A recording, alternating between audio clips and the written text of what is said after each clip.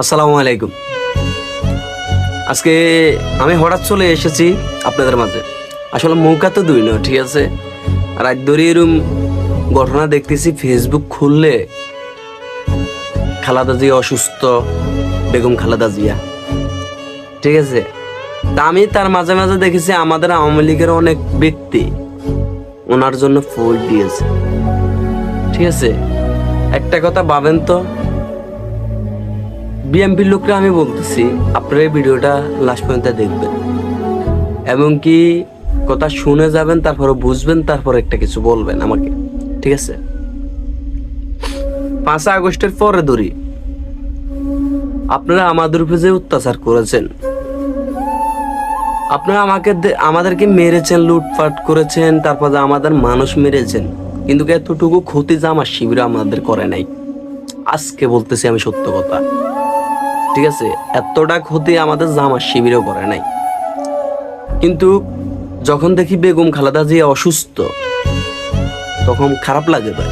কারণ একজন নেত্রী, তিনি আমাদের শেখ হাসিনা তো আমাদেরকে এই রাজনীতি শিখে নাই, ঠিক আছে, শিখে নাই।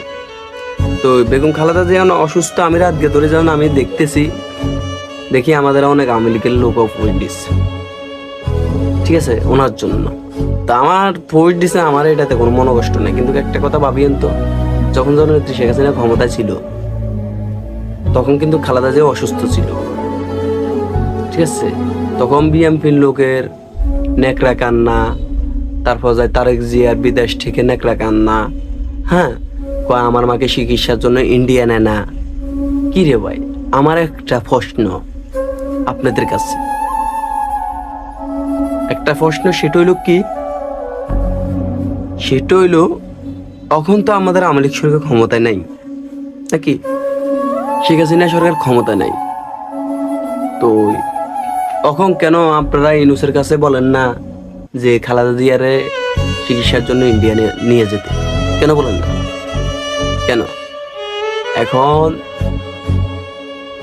আমি তারেক জিয়া সাহেবকে বলি, আপনি যখন অসুস্থ ছিলেন, যখন আপনার হাসপাতালের বেডে আপনি শুয়ে রয়েছেন, তখন কিন্তু আপনার মা আপনার পাশে ছিল, রাইট? আপনার মা আপনার পাশে ছিল,